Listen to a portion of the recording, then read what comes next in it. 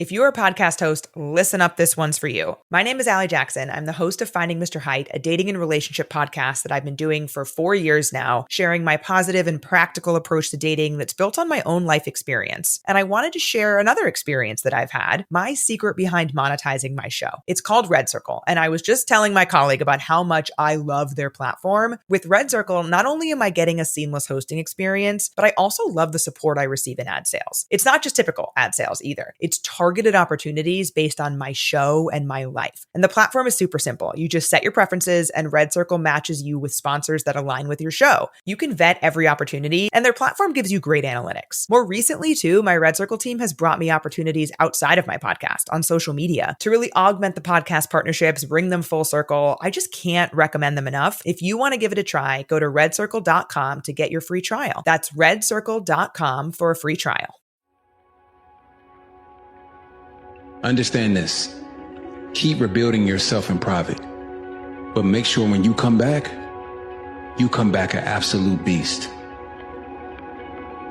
Most people spend their entire lives wishing shit was easy, wishing it was fair. It's not fucking fair. Wishing it would line up to be perfect for them. And because they're waiting for this and because it's never coming, they never go. And when they never go, they never become anything.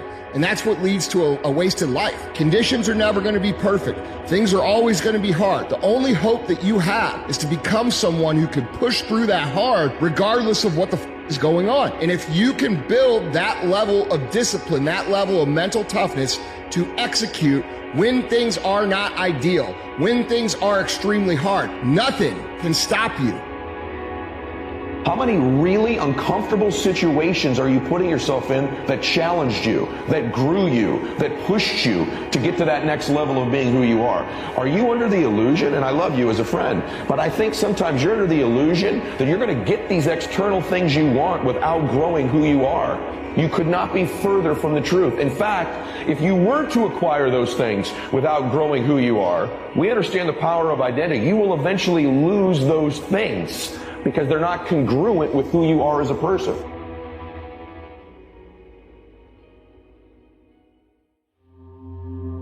Do all that you can do.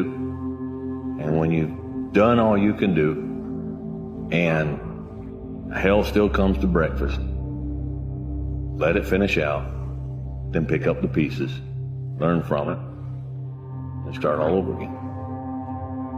There's a really great quote from Mark Manson where he talks about the most important question to ask yourself is what pain are you willing to endure in your life, rather than what pleasure do you want? Because any pleasure or any pursuit that you want is going to come with an in-kind payment of pain.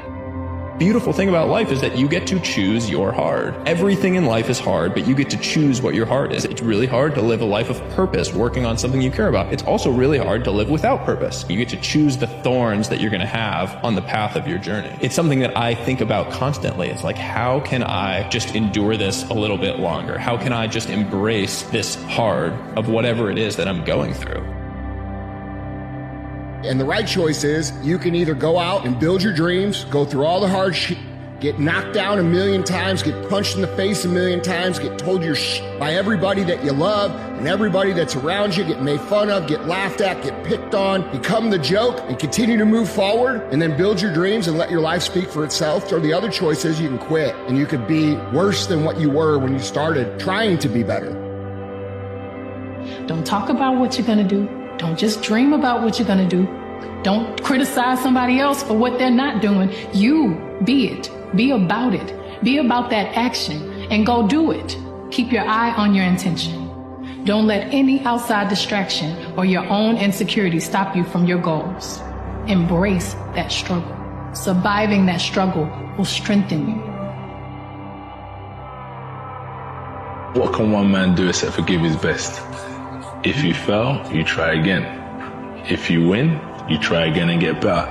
So as long as you maintain and you stay consistent, you'll forever be a winner and a champion, and the people who love you in their eyes, because they support you nevertheless, as long as you're trying again and again and again. Legacy that you leave has gotta mean something to somebody. We gotta live for something bigger than ourselves. Some people will tell you that you don't need to change, but they're wrong. Because in order to achieve the things that you want to achieve, you have to destroy the current version of you. Improvement and growth is change. You can't expect to get the things that you don't have if you don't change the things that you always do. Change is inevitable. You either progress or regress. The choice is up to you. If you're not being defined by a vision of the future, then you are left with the memories of your past and you'll be predictable in your life. If you're not creating anything new, that means you're believing in your past more than you're believing in your future. So then if the person is living in anger, impatience, resentment, frustration, and they're holding the intention of their future, there's no vibrational match between anything and their future, because they're saying, why hasn't it happened? They're waiting for their success to feel abundance, waiting for something outside to change how we feel inside. And if you're living in that lack and you know that you're creating your future, you're creating more lack. And if you're reacting to the people and conditions in your life that are all known to you, then your thoughts and feelings are equal to everything that you know. You keep creating the same life. It is simply, you are thinking 1,000 different thoughts in 1 hour. You are doing around 500 different actions in that hour and experiencing 20 different emotions. And when you think about it through that lens, it is now this finite structure that if you live with a complete intention to use your thoughts with intention, that lead to intentional actions that create the feelings and emotions of joy for the majority of your life, that little framework right there is how you can literally take control of time and ultimately create a harmonious existence for yourself. Really look back and think about all the things that led to you reaching those moments. It's going to be the tough times. It's going to be that depression. It's going to be that anxiety. It's going to be that heartbreak. It's going to be that setback, that injury, whatever it is, that loss. All those things, right, in the moment felt like the end of the world. You're going to look back in hindsight and see how they were actually building you up in a way that you just couldn't see in that moment. Remember, there is nothing in this world that can hurt you as much as your thoughts. And there is nothing in this world that can heal you as much as your thoughts.